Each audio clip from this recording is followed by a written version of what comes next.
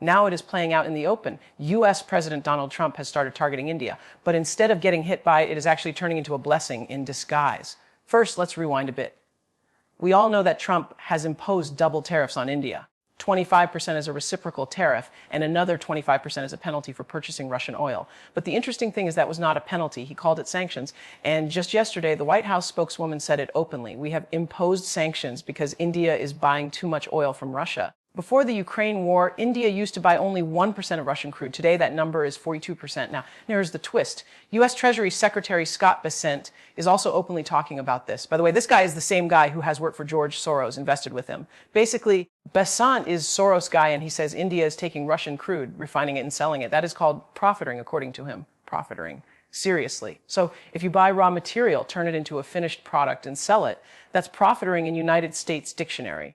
Then what about America's own game? For decades, U.S. companies shifted their factories to China, used cheap labor, cheap raw material, and made profits because of high dollar value. Isn't that called profiteering? Then blowing up European cheap Russian gas pipelines. Talking about Nord Stream 1 and 2. Then turning around to sell European Union countries expensive American gas. In 2025, U.S. LG exports to Europe has reached record highs. Isn't that opportunistic? And then look at these European leaders. Despite knowing all these things, sitting and listening to their master, all are involved. It's clearly visible. Anyhow, now here's where the story flips. Russia jumped in and stood firmly with India. Moscow officially said these extra tariffs and so-called penalties are unreasonable. And in diplomatic language, someone says unreasonable or irrational, it actually means we condemn what you're doing. And Russia didn't stop there. They announced a 5% discount on the crude for India. So while Trump is trying to punish us, India is getting cheaper oil. In fact, Indian refineries have already booked extra Russian crude for September and October. Because in August, China grabbed a big chunk. That 5% discount means roughly $3 less per barrel at today's price. Earlier, such deals were made in silence, refinery to refinery. Now Russia has made it a government-level commitment. It's right on the face of the United States. On top of that, Russia said 90% of the payments are now happening in rupees and rubles. And since India is buying so much oil, Russia wants to use those rupees for importing Indian goods like textiles, gems, and jewelry, which America is refusing to take. So Trump thought India would be punished, would beg on its knees. But what happened? India is actually getting cheaper oil, more market access, and stronger ties with Russia. Meanwhile, America is still playing the global policeman. He even created a new narrow-text force to justify interventions. But everyone knows the truth. The U.S. military on the ground is weak. Remember their July 4th parade. The overweight, unfit soldiers marching showed their real condition. Without air power and fancy weapons, the U.S. Army's nothing. Afghanistan showed it. Vietnam showed it.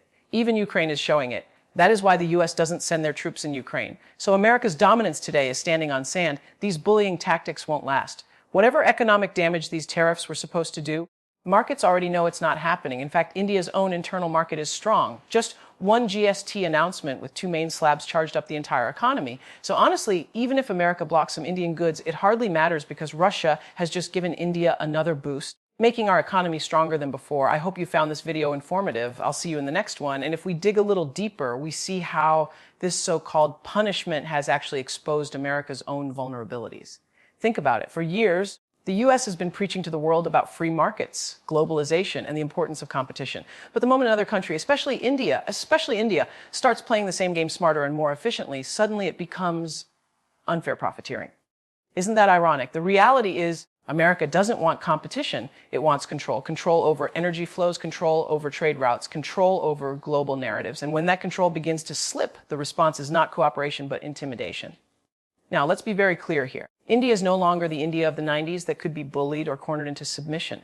This is an India that has diversified its economy, expanded its technological base, and built resilient supply chains. Even when the U.S. talks about sanctions, India is already securing alternative markets. Not only is Russia stepping in, but Middle Eastern nations, African partners, and even parts of Southeast Asia are opening doors for India's exports. So while Washington believes it is squeezing India, opposite is happening. America is isolating itself from one of the fastest growing economies in the world.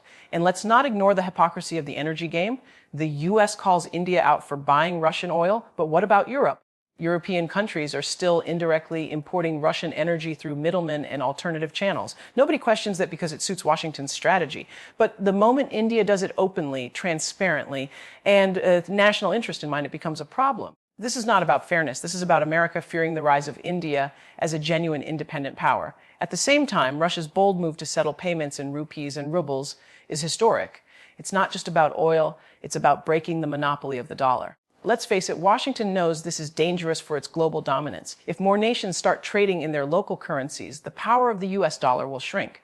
That means America's ability to print endless money, finance wars, bully countries through sanctions will collapse. And India is at the center of this transformation. So when Trump thought these tariffs and sanctions would weaken India, what he actually did was accelerate India's partnership with Russia, strengthen India's market access, and encourage the world to think beyond the dollar system. This is why, when you look closely, every attempt to pressure India has backfired, because you cannot bully a nation that has both the economic weight and the political will to stand tall. India has learned from its history. It has learned that sovereignty is non-negotiable, and today it is proving that lesson on the global stage.